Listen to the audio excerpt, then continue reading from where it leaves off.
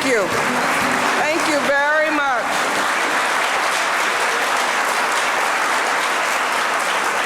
Thank you, Dr. Maupin, for that wonderful introduction. And I want to just thank Kellogg and the Morehouse School of Medicine for Community Voices. It's a very important undertaking, and I am delighted to be able to do that.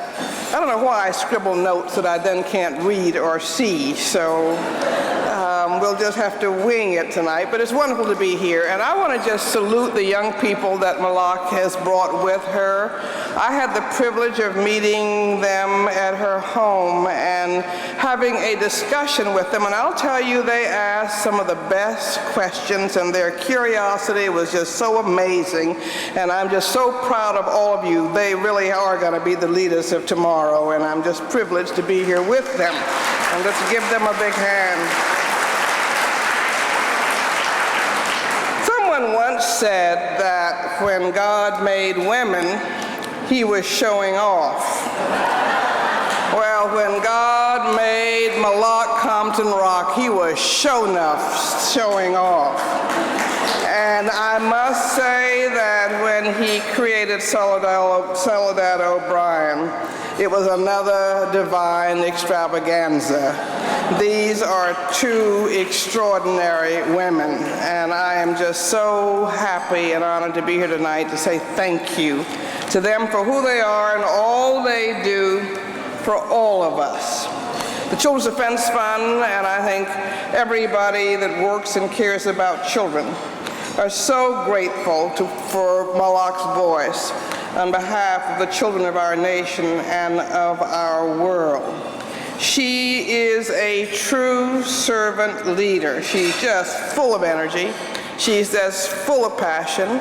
She's this mother of two beautiful young girls whom she wants to see have what they need to grow up, and she wants other people's children to have what they need so that there can be a safe world for her own and for all children.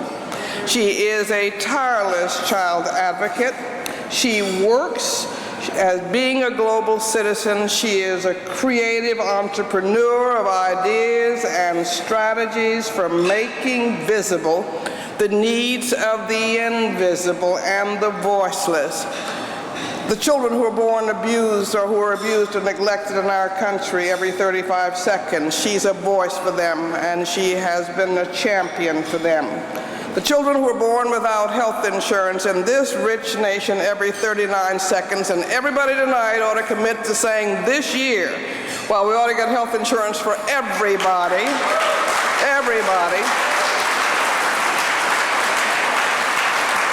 But we can't get it for everybody, and I believe we can, and we must work hard. You've got to make sure we get it for every child and pregnant woman. It is disgraceful that we have children without health and mental health coverage in the United States of America, and we need to do something about it. Malak speaks up for that, and I know she's coming next week for a child watch on children's health.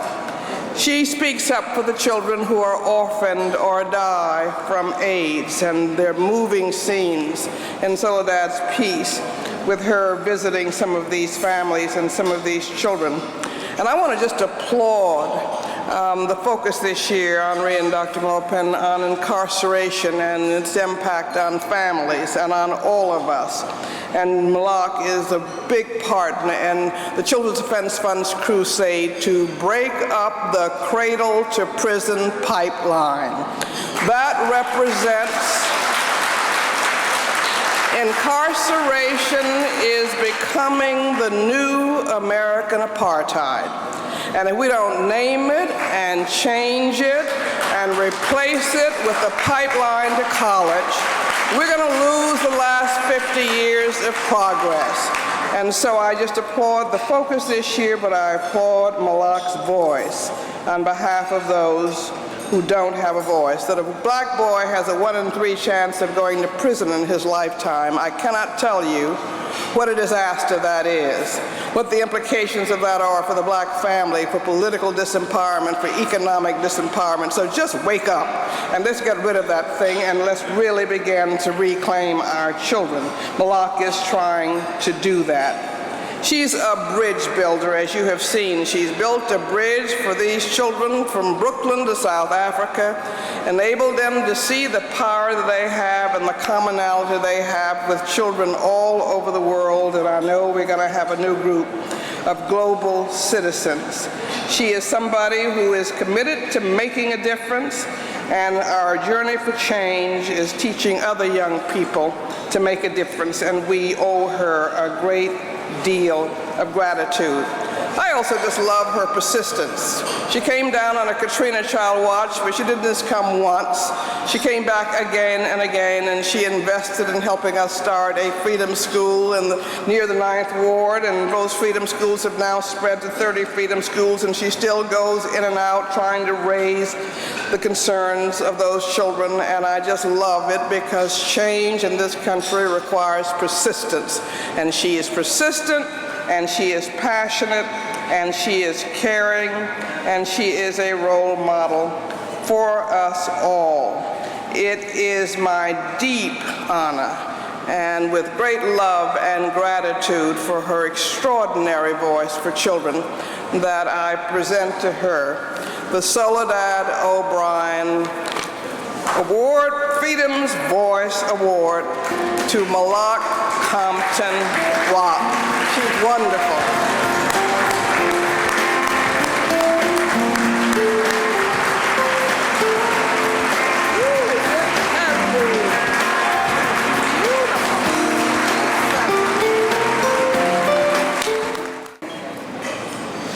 If I get there before you do, I am obligated to bore a hole and put you through. My first boss told me that. Each one teach one.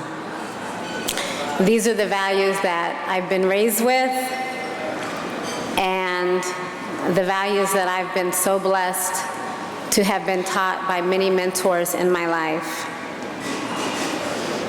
This is a really special night because tonight I have people in this room who I just absolutely love and adore. First and foremost, I have my 4-year-old daughter, Zara, Savannah. Both of us are very excited because this summer we are bringing home Ntombi, a baby that we've met and fell in love with, who we are going to foster.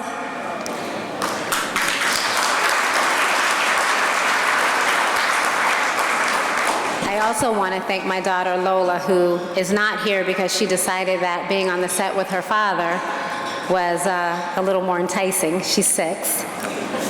But Lola taught me one of the most important lessons of my life. We were in South Africa, probably our second visit, and I was in one of the granny's shacks, and Lola said, and you know, the shacks are what you see. They are one room, they are hot, they are without electricity, without running water, and Lola got a little tired and hot and asked if she could go outside as I was speaking with the granny, and I said yes. After I spoke with the granny and I came out, Lola was playing with 2 little girls in the dirt, and they were drawing pictures with a rock. And I said, come on, Lola, it's time to go. We're going to go to someone else's home. And she said, Mommy, I don't want to go. I am having so much fun.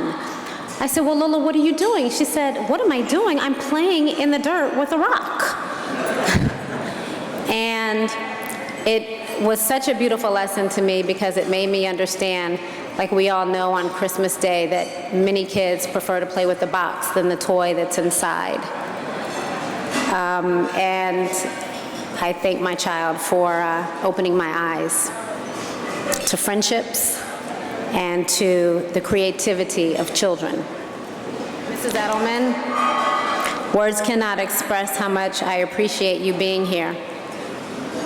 My mother introduced me to your advocacy. I'm going to cry. And your writing at a very young age. I now read your books, your spiritual books, some of which I purchased at Haley Farm last year with my children. One of them will get married there. I have the vision coming across the bridge, going into the chapel.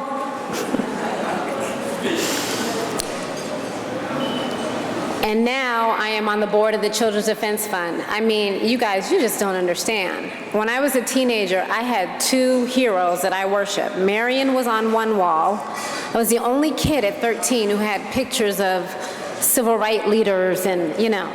But then on the other wall was Prince, and I said, I want to meet Marian Wright Edelman and Prince. And I cannot believe that today I have met Marian Wright Edelman and Prince. My dreams have come true.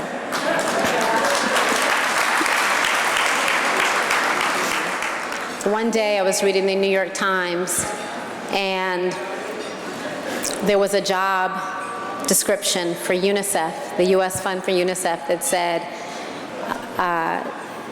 entertainment person with PR background, celebrity relations, needed to run, plan celebrity relations and special events for the U.S. Fund for UNICEF, the world's leading organization to bring clean and safe water, education, and so much more to children in 150 countries. And I believed with my heart that that was my job. And I don't know if there's many of you who've applied to New York Times jobs, but you only get like this number and you can't follow up. You just like send your resume. 3 months later, they called me and I stayed all day and I interviewed, and that was the change in my life that I believe is the only reason that I'm standing on this stage today.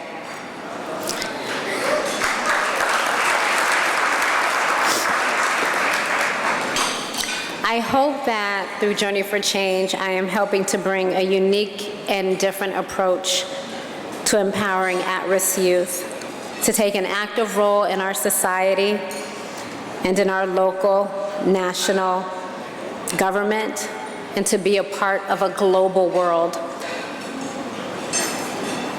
I'd like to thank, again, Soledad O'Brien, without whom this award could not be possible, without whom this documentary definitely could not be possible.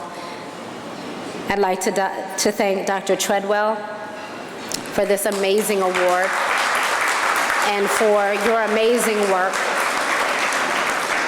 on behalf of people in our country. Mrs. Edelman, thank you so much for coming tonight. I look forward to being with you in Washington, D.C. next week, advocating for health care for every child in America. Dr. Maupin, thank you so much for all that you're doing and for coming over to our table and embracing our kids and for telling them that if they want to go to medical school, this is a medical school for them. And that you'll even help the few kids who said they wanted to go to law school instead. And I'd also like to thank all of tonight's honorees. You guys are amazing. This is wonderful. Thank you so much.